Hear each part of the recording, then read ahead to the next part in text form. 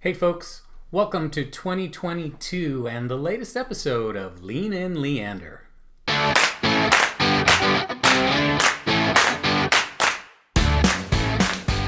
Hey folks, welcome back. I hope you've had an enjoyable holiday season and of course a happy new year, and we're rolling right into 2022. I'm looking forward to a lot of things this year, and I certainly hope to be able to bring to the podcast several interesting guests and several interesting topics in the months to come. So thank you very much for coming back and joining me again on the journey as we move forward. And I want to start this year with highlighting a festival that will take place here in January, and that is the Mlk Parade and Street Festival. That will be taking place on January 17th from 10 a.m. to 3 p.m. in Old Town Leander. And for those of you who are familiar with the street festivals that typically occur here in Leander, you know the setup. It's going to be pretty standard to that. What is different is that this is the first annual Martin Luther King Parade and Festival. So this is a new opportunity for you to participate, whether it's in the parade or as a vendor or as a sponsor. So I'm going to post some information on the podcast here with a couple of links to let you know exactly where to go to do that. But you can simply go to the Leander City website, and under events, there's actually information there that you can find on the Martin Luther King Festival and Parade. So the theme for this year's event is Community Unity, Bright and Bold. So I'm certain that there's going to be a lot of excitement around this event for people who have been looking to have this become a fixture in the Leander eventscape, if you will. And I know there's a lot of people behind the scenes who've been working on this for some time. One of those people I had an opportunity to speak with, and I'm bringing you that interview today. I had the chance to sit down with Pastor Eric Moore. He's been involved with some of the organizational process behind bringing the Mlk Parade and Street Festival to fruition. He is the pastor at the Summit Worship Center near Leander, and just an all-around great guy. Has a really neat history, and it's a very interesting conversation that we had. So join us after the break here, and we'll start chatting with Pastor Eric Moore. One of the things that I like about this platform is the ability to highlight local small business, and I'm really excited about my new partnership with Talisman Coffee. It's a small family-owned business with roots in Latin America, and we are introducing a way for you to help support them and the podcast at the same time. We'll be talking about this more in upcoming episodes, but if you're like me and you enjoy a good cup of coffee, you can visit them on the web at www.talismancoffeeco.com. Keep listening in the coming weeks for more details. All right, so I am here with Pastor Eric Moore, who's joined me to talk a little bit about Dr. Martin Luther King, the efforts here in Leander to celebrate Dr. King, and we'll learn a little bit about him as well. So, Eric, thank you so much for joining me. I really do appreciate your time. Thank you, Andrew, for having me. It's truly an honor. Well, I wouldn't go that far. It is. It is an honor. It's an honor. It's an honor to be here with you. Well, thank you very much. I do appreciate that. That's very kind of you. I have been looking forward to this through the holiday season because this was something that we were working on over the Christmas break. And to help people understand why we're here today, we're here to discuss, among other things, Dr. Martin Luther King Jr., but we're also here to talk about the efforts that are underway here in Leander to celebrate Dr. King.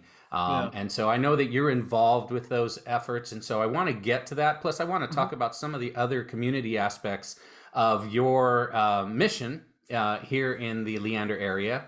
So let's kind of take the clock back a little bit. You're a Texas boy, born and raised, right? Yes, I'm a Texas boy, born in Dallas, Texas, Oak Cliff, part of Dallas, and was born and raised there. Went to school at Carter High School. Actually had the opportunity to play football there, and was privileged to get a scholarship to the University of Oklahoma. All right, wait, now we have to stop there because that makes you a boomer sooner. And I'm Hey, not Boomer sure Sooner. there's going to be some folks that are going to want to tune out right now. Yeah, I know. Just if they can, just hear my heart, hear my heart. Yes, I am Boomer Sooner all the way. Graduated there and went there from '94 to '99, and been here in Austin ever since '99 doing ministry and serving people. So it's been an honor. Well, and not to over emphasize the football aspect of this, but obviously Mhm. athletics. When you're involved in athletics, there's a lot of conversation about unity and about teamwork and things of Absolutely. that nature. I'm sure that has a lot of influence on the way that you now approach your ministry. Would that be a fair statement? Absolutely. I believe to do anything great, it takes a team. And in order for that team to accomplish its ultimate goal, you have to be unified. And, the thing about college athletics, especially when I went to OU, is that you had people from all different walks of life, all different colors of the rainbow, um, who um, who became a part of this process of trying to learn how to become one to accomplish a common goal, which is to win. And so Hmm. in that, you had to work through things, you had to work through differences, you had to work through conflict and offenses and all of those different things. And so, yeah, football has really taught me a lot of life's lessons, and even how to navigate through the ups and downs in life. And so, man, it's been a great and challenging learning experience of playing the game and learning about life. Yeah, well, while you were at OU, I mean, I know I read a little bit on your bio that they were not the most successful years at OU overall, No, right? So you had a lot of adversity just from that perspective. yeah. It's hard as an athlete to keep positive attitude when you're going through those types of things. So help me understand where some of the lessons learned there are applied today.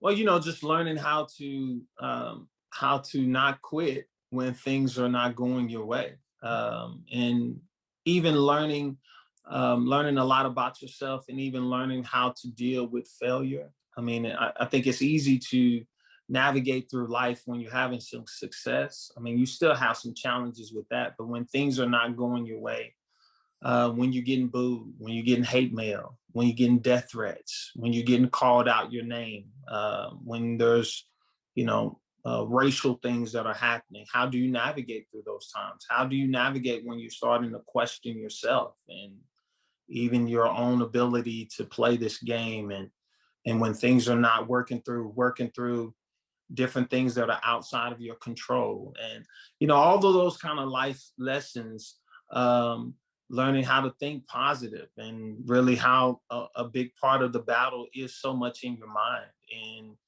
how do you view yourself? How do you see? What's your perspective? What is your worldview? It's been it's there's a lot that I still reflect on that allows me to handle situations as they come up in my life today through the seasons that I had at OU.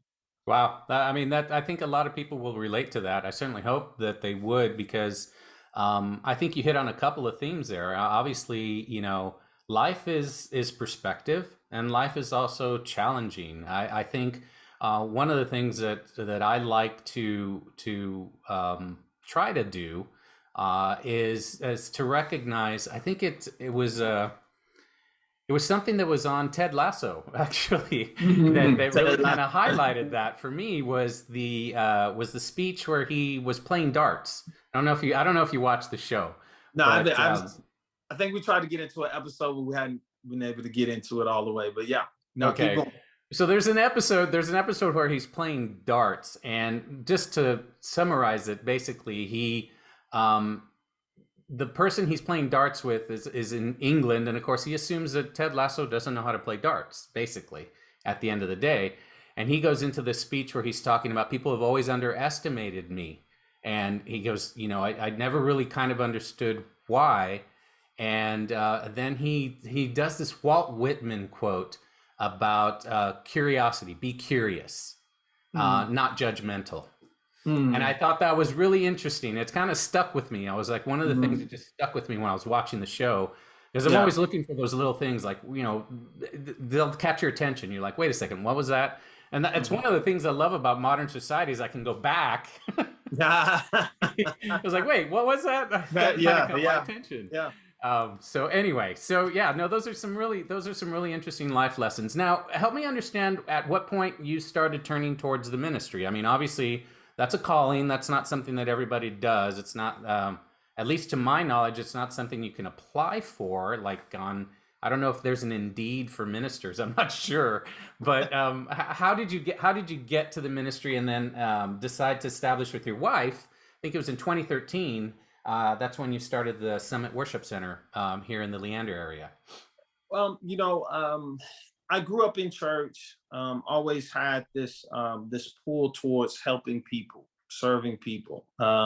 Loved encouraging people and seeing them really uh, become all who they were created to be.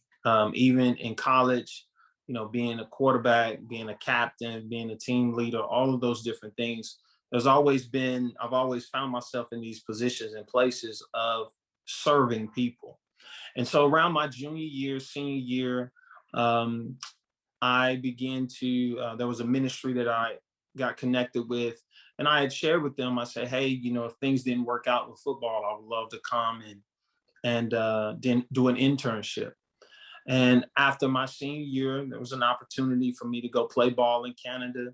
But when they offered me the contract, it wasn't even something I had thought about. It just came out. It was like, hey, thank you so much, but I think I'm gonna turn this down and I'm going to ministry. And I was like, and the coach was like, what? You're gonna turn this down?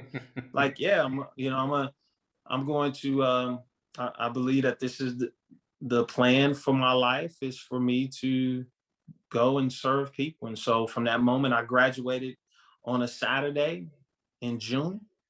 Saturday night, I had a U-Haul, was driving down to Austin, and I've been here ever since.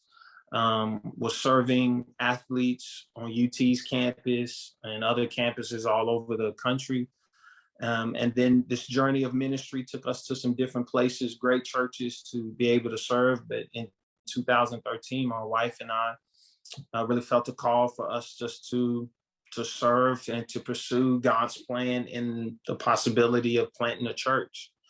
And as we've pursued that, I mean, God has really blessed it over the last, 7, 8 years, to where, we have a great community of people that we have the privilege to do life with and to be able to serve.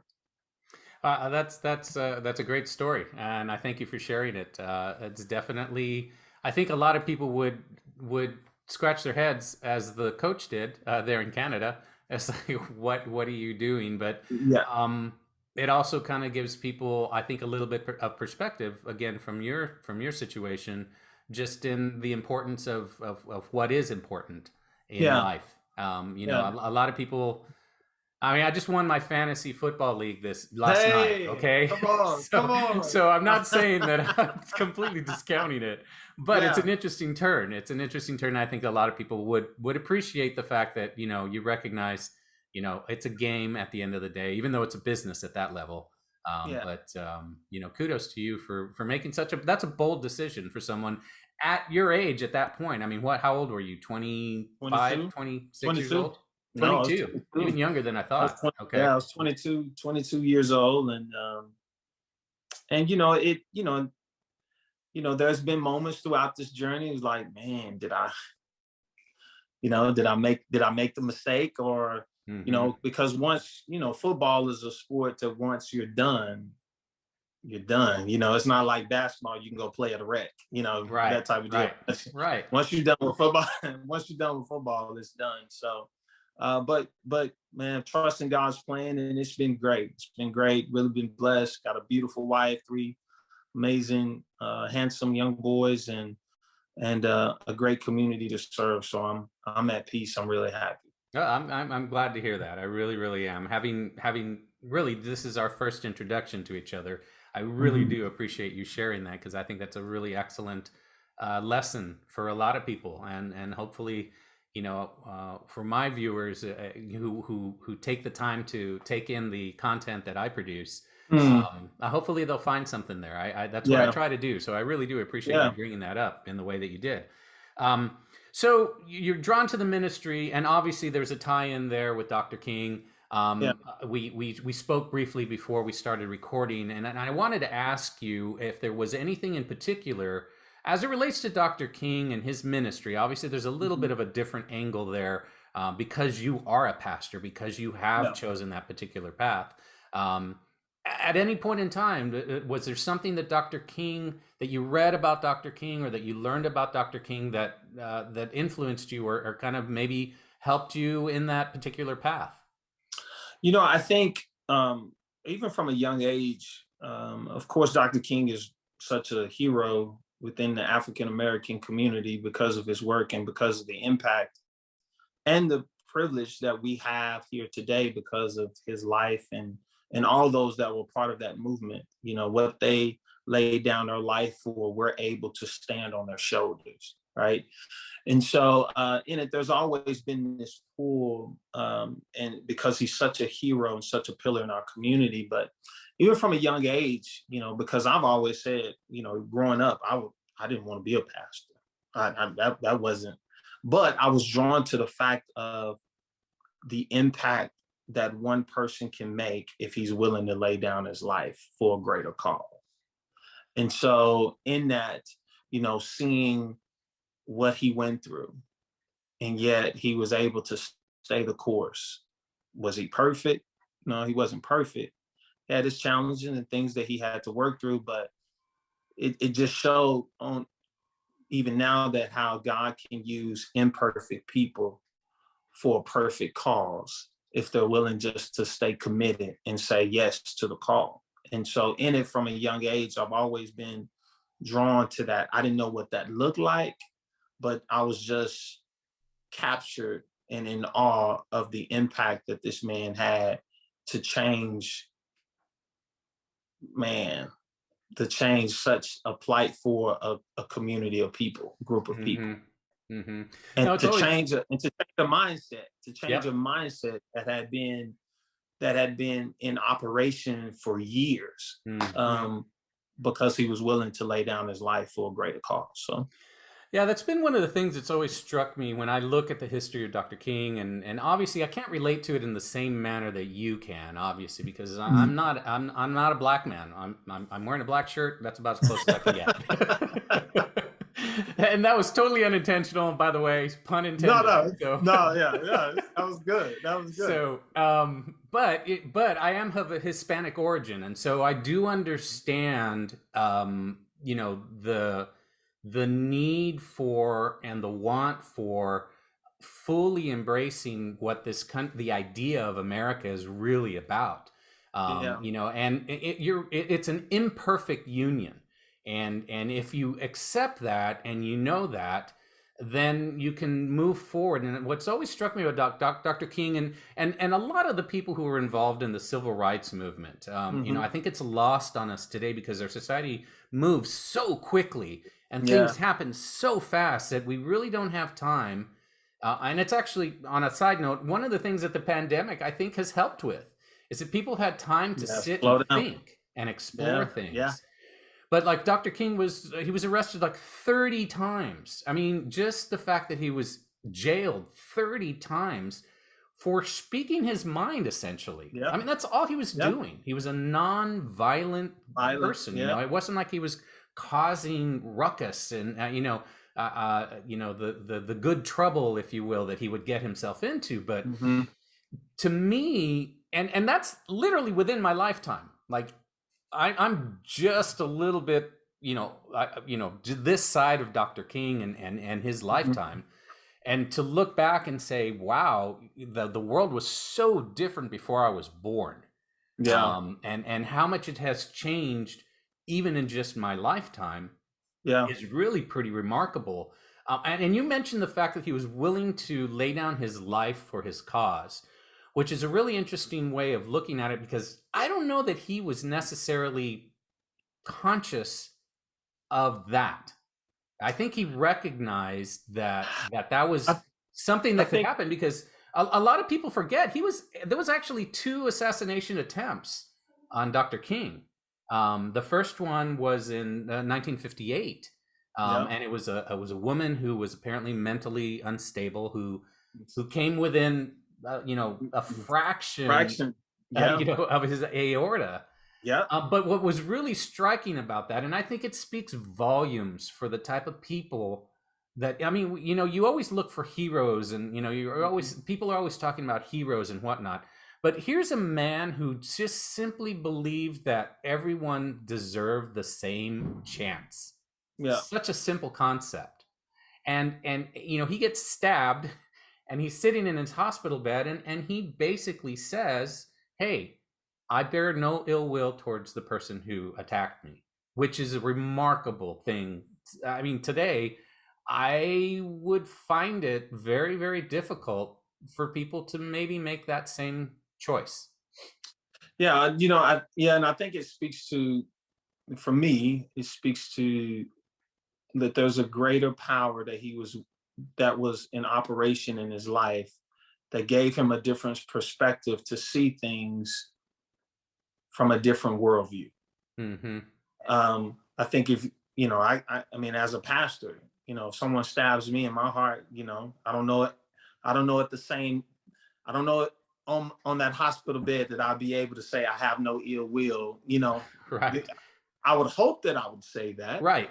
Right. But for him to be able to be in that posture, that his heart would be in that kind of posture, speaks to a greater power from my standpoint that was really in operation, that really was motivating him and leading him down a different path that would respond differently towards what probably normal people or other people probably perspective would have responded in a situation like that. Yeah, for um, sure.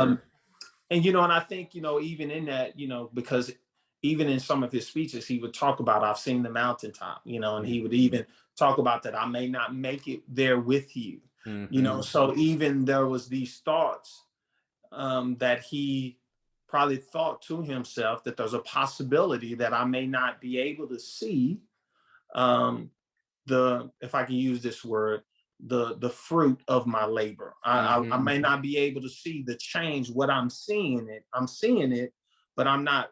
I probably won't be able to see it in a tangible way. Mm-hmm. But yet, that's what I'm working towards, and so I think that's just so incredible, um, to live a life that way, to where you're laying down your life for a greater cause that you may not even see in your lifetime. Yeah, no, I mean, I have it up here actually, and one of the lines in that particular, I mean, this was a speech that he gave in Memphis just shortly Mm-hmm. before his For assassination. just for. Mm-hmm. And one of the things he says is I'm happy tonight. I'm not worried about anything. I'm not fearing any man. And then, of course, he goes on and uses an old spiritual. Mine eyes has seen the In the glory of the glory. coming of the Lord, which is Yeah. really, I mean, it's remarkable, and it goes in. It's so nuanced and so just telling of where he was as an individual. Um, it's because we're all mortal, Yeah. we're all mortal beings, and our mortality is what drives, I like to think, it's just my opinion, but I like to think it drives most, if not all, of our decisions. Yeah. It's either understanding that mortality or running from it, or however you might want to frame it. It's that's it. So to me, that's one of the things that always struck me about Dr. King, was the fact that I think he had a tangible understanding of his mortality, which is unique. That doesn't happen to a lot of Yeah. people. I think he Yeah. I knew. mean, yeah. And I would say, he was at peace. Hmm. He was at peace with who he was. He was at peace on what the journey that he was on and what it could potentially cost. And he was at peace with the outcome.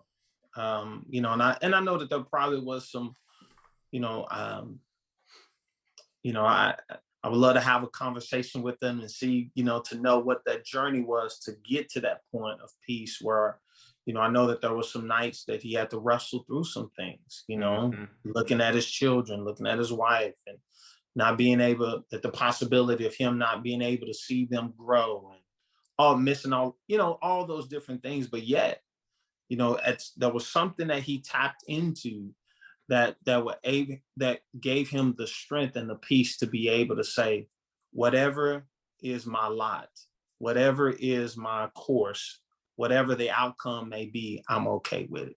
Mm-hmm. Yeah, there's another school of thought that if you can embrace the fact that you don't know what you don't know, I think maybe that's applicable here too. He didn't know what he didn't know, but he accepted Yeah, that. yeah, He accepted absolutely. that. Yeah, So, but his work, while his life ended, his work did not end. And I mean, the things that he set into motion during his lifetime continue to echo into even today. yeah, And, you can look at some of the changes that have taken place in our society that have created a more equal footing. I wouldn't say a completely equal footing, but I'd say a more equal footing. I think obviously the civil rights movement, the actions that President Johnson took, to sign that legislation into place, and the ramifications of that. I mean, we still see echoes of that today. Those are things that are driving a lot of the conversation in a social manner, even to this day, even to today. I mean, we're literally hearing about stuff today that are, in effect, they were set into motion when Dr. King was alive. But speaking of his influence and the things that can come from that type of effort, if you look at it from that perspective, between his assassination and the time that President Reagan declared, a day of yeah, celebration, yeah. amongst giants of men in our society, because the only two other guys that have got a day are George Washington and Abraham Lincoln.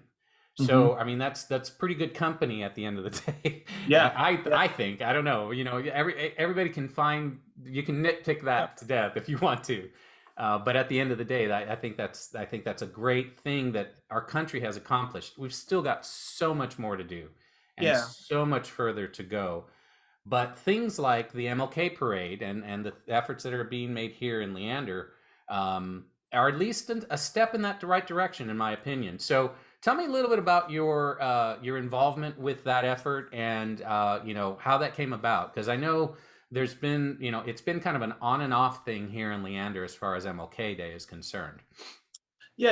And I think that's to um, I think even though the day, um, uh, I'm waiting for the day where it's celebrated across the nation in the same way that these other men's birthdays and days are celebrated. That's fair. Uh, there's still some work to be done, and that's a part of the journey, right?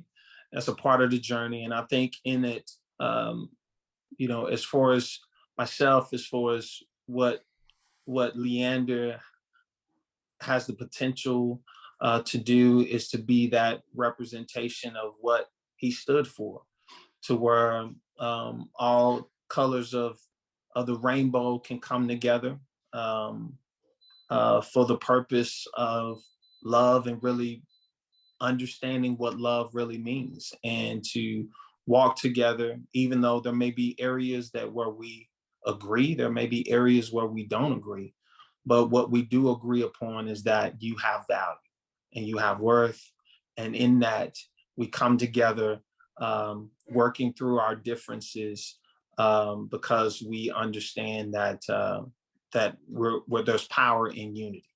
And so in that, I think, in every effort, and even in the small part that I play on this earth, that's my desire. That's my wife's desire. Even at Summit, that's one of our pillars that we always talk about. That this is not a Black church, not a white church, not a Hispanic church. It's a kingdom church, and the kingdom church is all colors of God's rainbow coming together for one purpose, and that is to pursue God, but then also to understand that each person was created with a purpose and a destiny.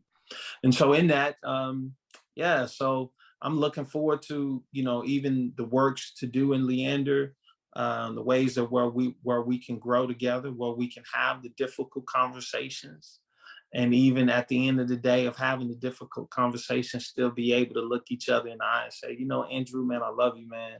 I love you. I think the world of you. I know God has a purpose and plan of your life, and be able to still move forward together as one. Yeah, I think it's, again, I think it's central to some of the tenets of Dr. King's message. I Mm-hmm. mean, the reality is that it's far more complex than that.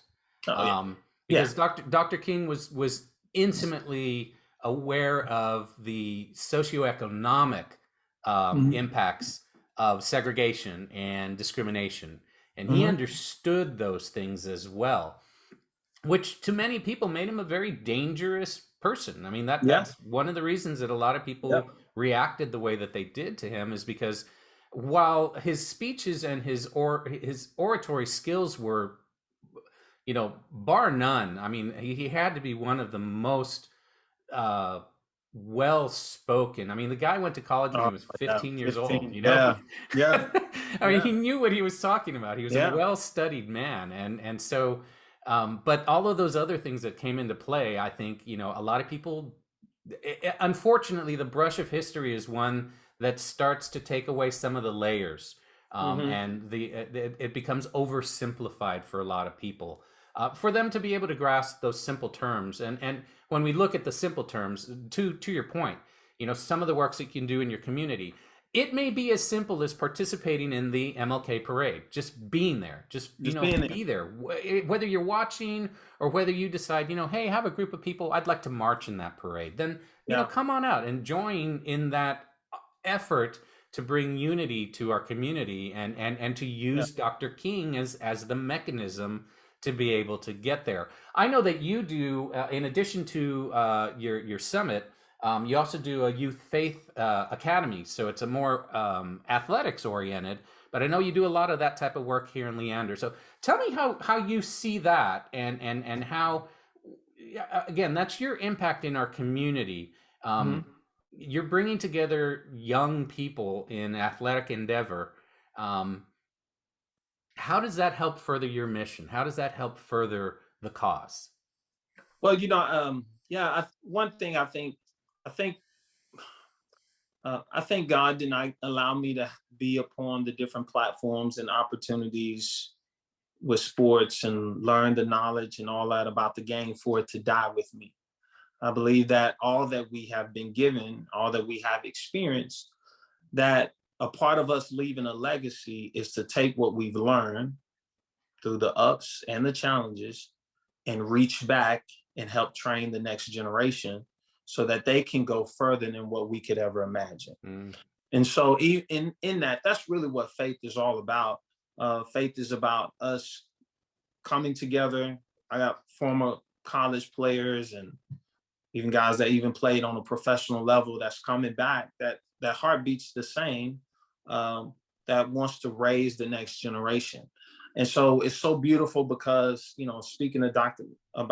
King and his dream of, seeing people from all colors coming together under this banner of football, but really learning how to grow and be as one. And it's a beautiful picture. One of the things I tell the parents, I say, you play such an important part because you help create the culture Mm-hmm. that's going to create a great experience for your kids. So let's not just stay one person over here in this room, one person over here. But no, it's important that you go across the room, you engage one another, you get to know one another, all those different things, because your kids is going into battle, if I can use that word, battle together against an opponent to accomplish an ultimate goal. And so it's, for me, it's been great. It's been in existence for 3 years. And, it's been a great opportunity to serve our community and see football be an avenue for where people who probably wouldn't sit down and hang out, but because of this game called football, is now creating friendships around that crosses the color lines, the economic lines, all those different things, the political lines, all that kind of stuff. And it's really been a beautiful picture. Now, I think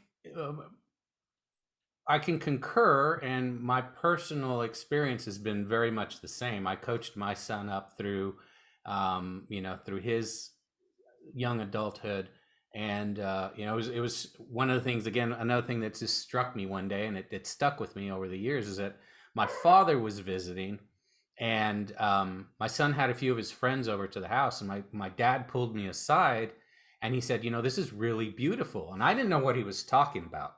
Okay, because to Mm, me it was yeah, just it yeah, was normal everyday stuff. yeah, But yeah. he said, I'm looking in your living room, and you've got white boys, black boys, Hispanic boys, you've got an Asian boy. I mean, and this Mhm. is their friends, they're just Yeah, buddies.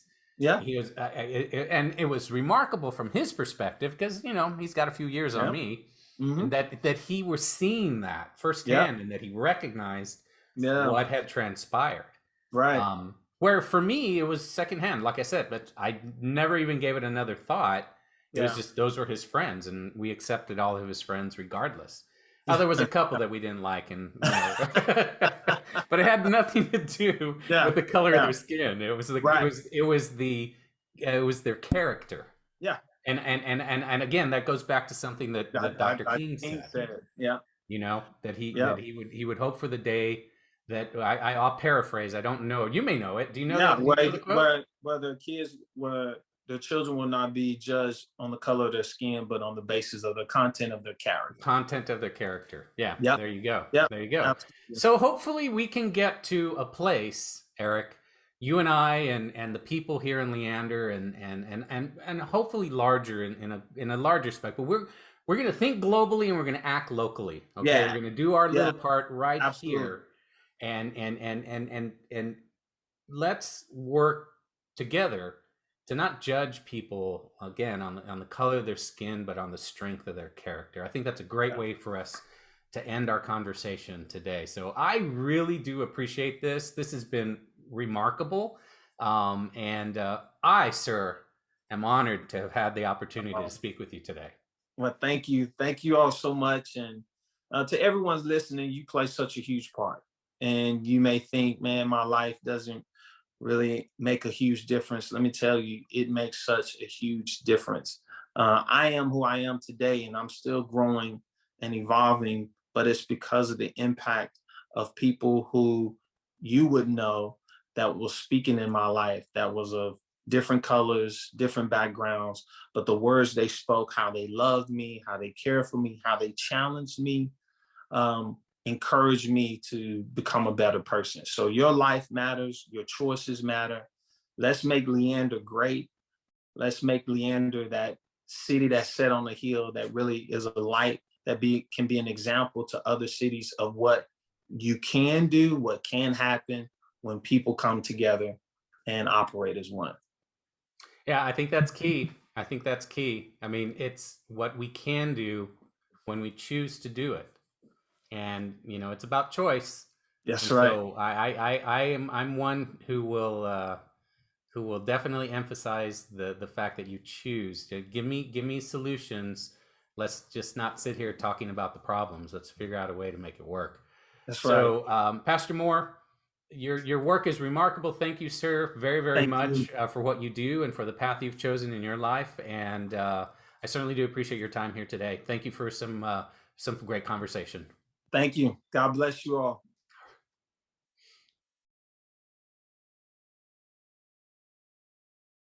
What a great conversation. I thoroughly enjoyed meeting Pastor Moore, and I certainly hope that you, as the listener, enjoyed some of the things that we touched on in that interview. It was a really really nice conversation, and that's what I like to try to do here at Lean and Leander. Just have some really nice conversations with folks who make a difference in our community. Here's some of the information that you should look for with regards to the Martin Luther King Street Festival and Parade.